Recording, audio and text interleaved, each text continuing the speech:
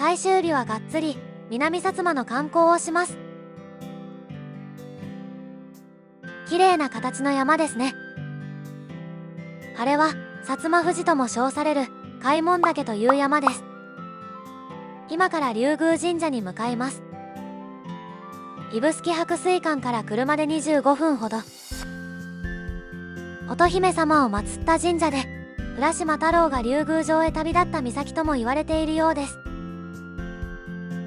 指定の駐車場へ誘導されております。車のキーを預け、帰りにお土産屋で受け取るシステムらしい。ちょっと警戒しちゃった。ここの神社は山幸彦と尾身幸彦の話につながるので、宮崎に旅行に行った際の神社とも関係しているので貼り付けておきますね。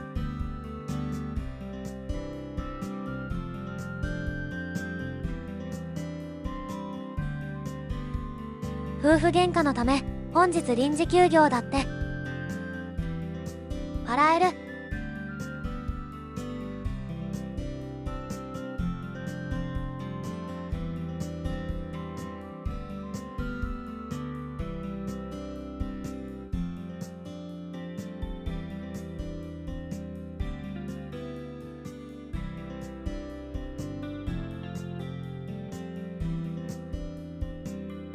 鹿児島出身の有名人結構いるんですね。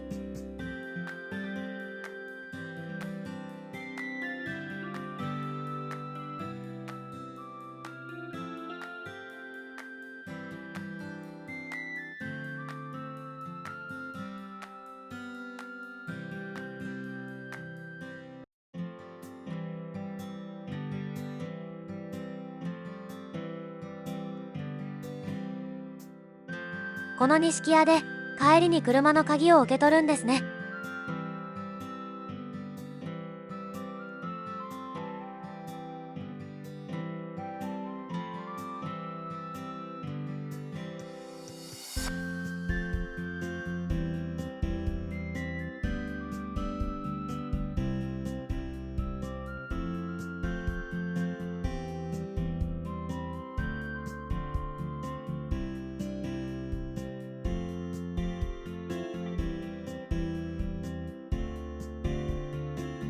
朱色と空の色が綺麗ですね。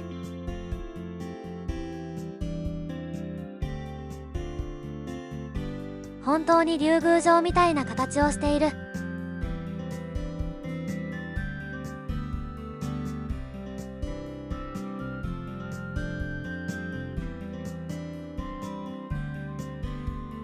まずは手を清めてっと。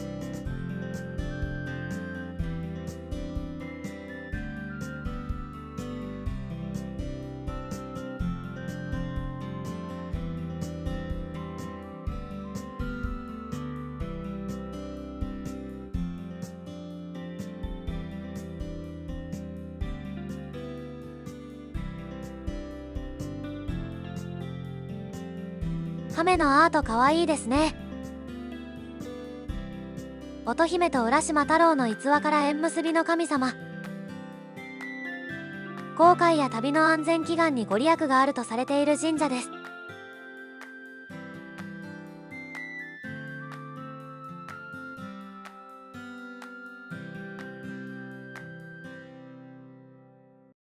小吉。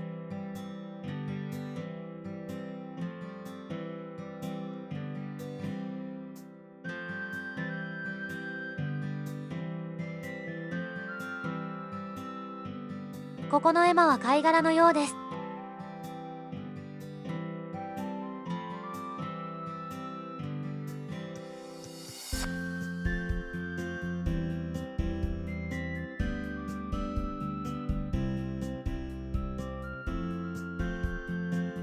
願いを書いてこの貝塚に置いておくみたい。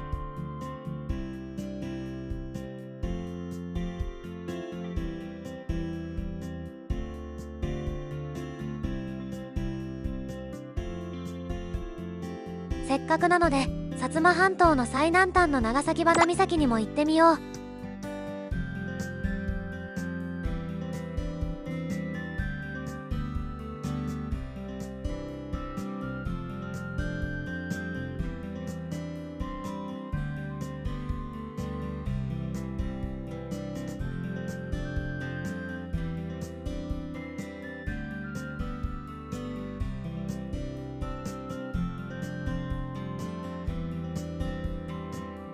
夏になるとウミガメの産卵地にもなるそうです。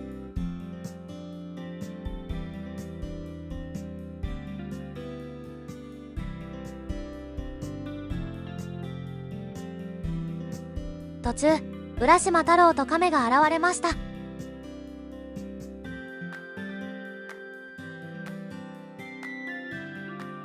男性は時計回りで2周、女性は反時計回りで2周。2周してから亀を撫でると願いが叶うと言われているんだって。これはやるしかないでしょう。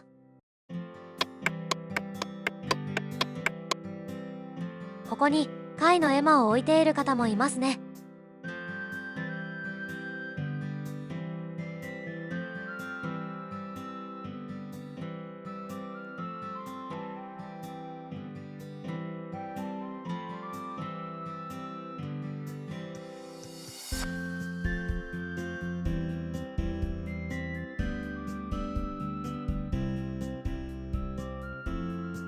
開門岳は標高924メートルあります。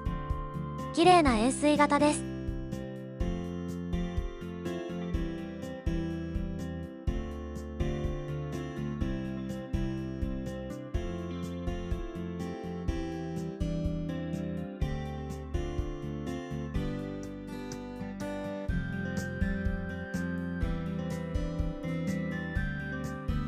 灯台には入れませんが、ここが南薩摩の最南端かとしみじみ思う私。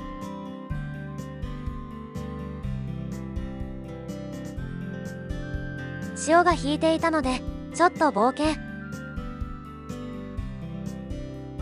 海がとっても綺麗です。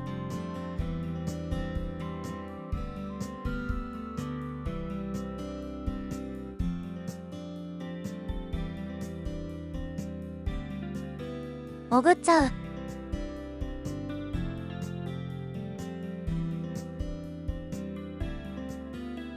とっても美しいですね。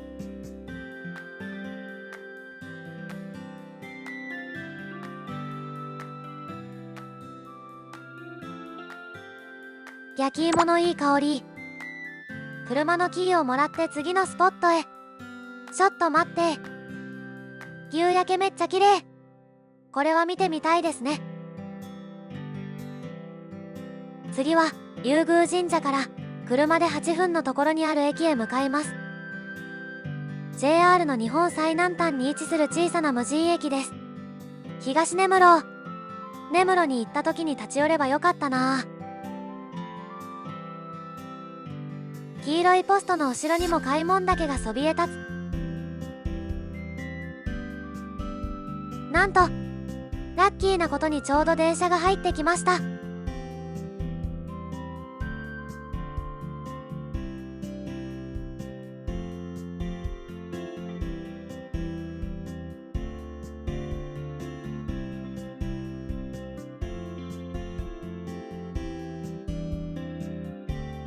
この風景素敵すぎません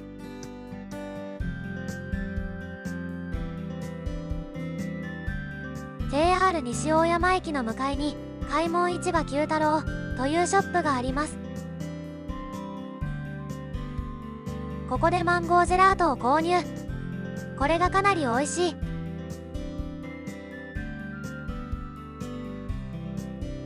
めちゃくちゃ美味しい。ここに立ち寄った際はぜひとも食べてみてほしいです。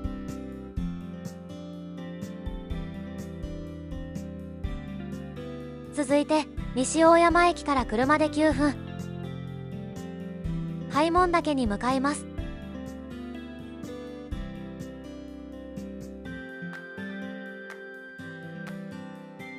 この先で日本の在来馬トカラ馬に会うことができますよ。トカラ馬とはトカラ列島に故郷を持つ日本の在来馬です。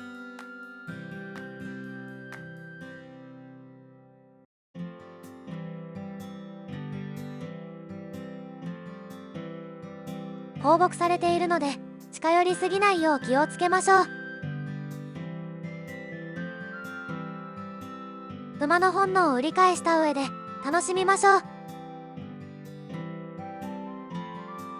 餌やり禁止。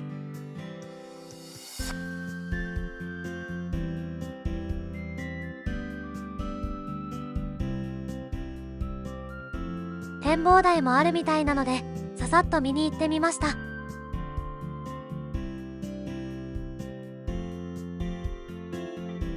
メインはトカラ馬。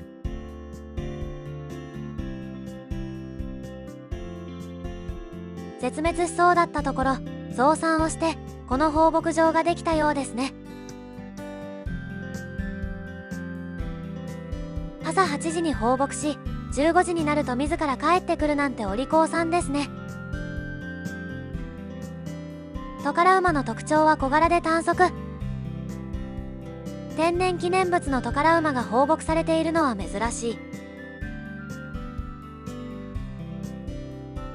みんな草をずっと食べていました。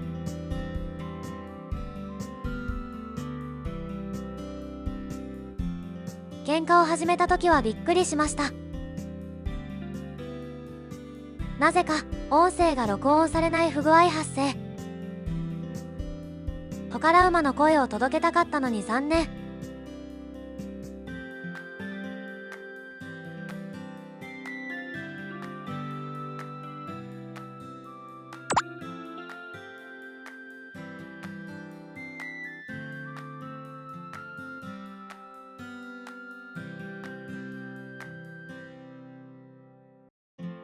そして次はちょっと北上して南九州市にある知覧特攻平和会館へ向かいます。開門山麓自然公園から車で40分。ここは日本人なら知っておかなければならない場所です。外国の方や幅広い世代の日本人が見に来ていました。ここではタブレット型の音声ガイドを200円で借りることができます。対応言語は英語、中国語、韓国語、フランス語です。ロビーとゼロ線展示室のみ撮影可能です。実は特攻隊をあまり知らないよという方へ、ぜひ知っておいてほしい歴史です。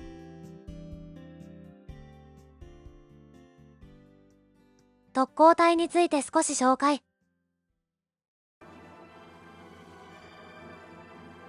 鹿児島県知覧市。ここにはかつて若者たちが生きて帰ることのない片道の空へと旅立った場所があります。1941年12月8日、日本がハワイの真珠湾に奇襲攻撃をかけ、太平洋戦争が開始されます。真珠湾はアメリカ海軍太平洋艦隊の主要基地。1944年戦争末期、日本の戦況は悪化の一途をたどっていました。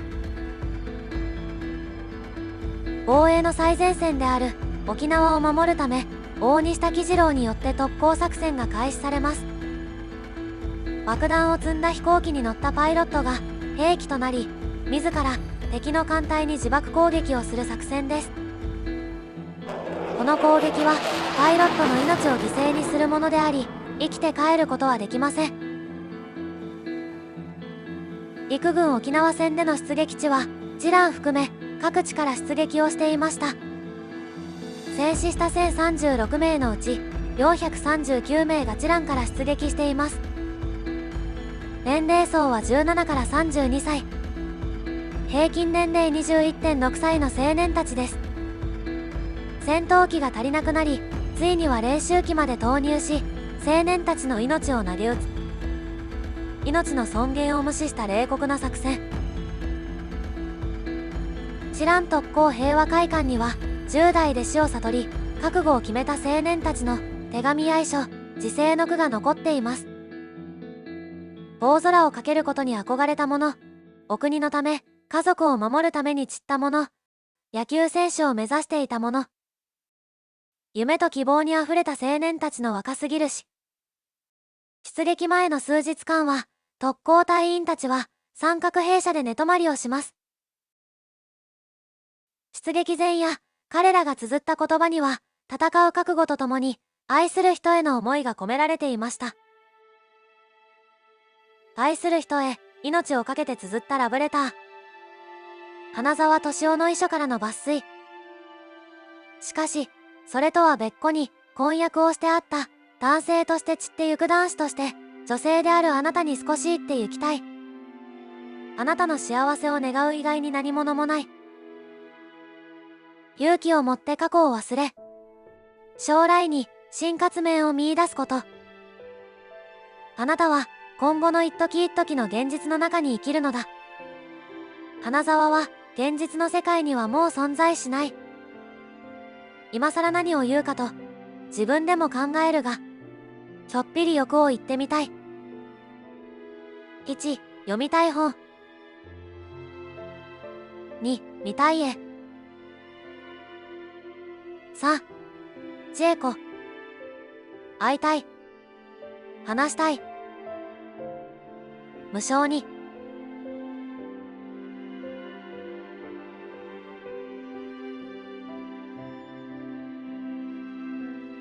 石垣仁の遺書。覚悟でございます。天皇にお仕えするために自分を産んでくれて尊くありがたいことである。24か年育み下されましてありがとうございました。喜んで任務に行き任務に死します。類なき幸我選ばれて今南海の雲と散りゆく。身はたとえ南海の果てに砕くとも私の魂は永久に国を守ります。身は死しても魂は7度生まれ変わって国に忠誠を尽くします。後に残る弟妹そして私の身代わりとなって天皇の統治する国を守られますように。最後に皆様のご健康をお祈りいたします。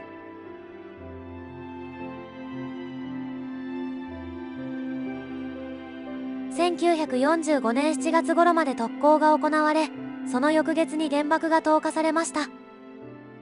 そして終戦を迎えます。全国から選ばれた10代後半から20代の若者たち。訓練を積み、お国のためにと言われ突撃していったのです。戦争とは国の違いを超えて多くの命が奪われます。誰もが家族を持ち、夢を持ち、明日を信じていた。特攻は勇敢なしとして日本の誇りとして終わらせていいのでしょうか。知覧特攻平和会館では語り部から話を聞くこともできます。あの空がもう二度と戦場となりませんように。知覧特攻平和会館では復元した三角兵舎があります。特攻までの数日間、特攻隊員たちが過ごす場所です。出撃前に手紙を書き、涙を流して夜を越したそうです。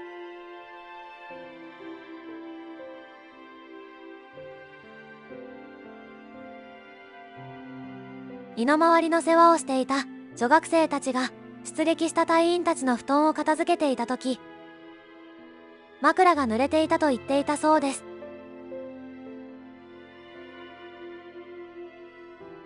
飛行機だけでなく人間魚雷やボートでの特攻もありました。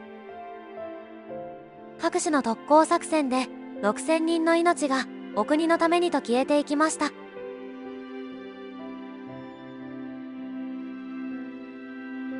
何のために生まれ、何のために生き、誰のために死んでいったのか、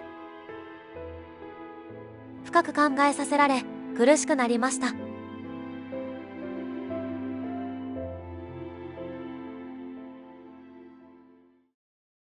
知覧特攻平和会館から車で6分。知覧武家屋敷もよく聞く観光スポットなので行ってみました。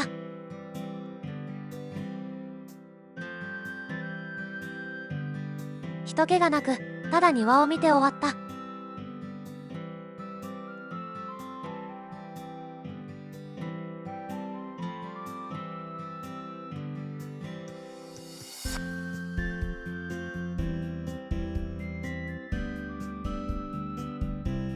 これで終わるのもそっけないので、武家屋敷近くのお蕎麦屋さんで軽くご飯をいただきました。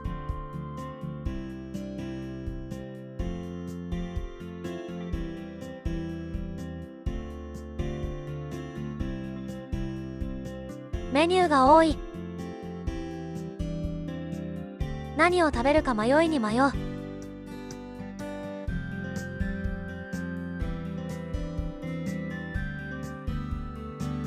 この期間限定の鍋焼きうどん、めっちゃ美味しかったです。期間限定なのがもったいない。指宿スカイラインという有料道路を使って鹿児島空港へ向かいます。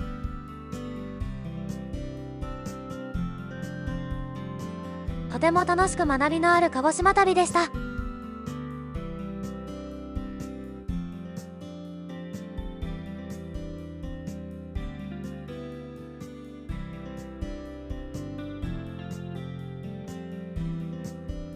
月読みの鶏そばにトリュフオイルをかけて食べるととても美味しいですよ。最後はドライオリキーパスを使ってマッサージを受けてフライトです。ご視聴ありがとうございました。いいねやチャンネル登録で応援してね。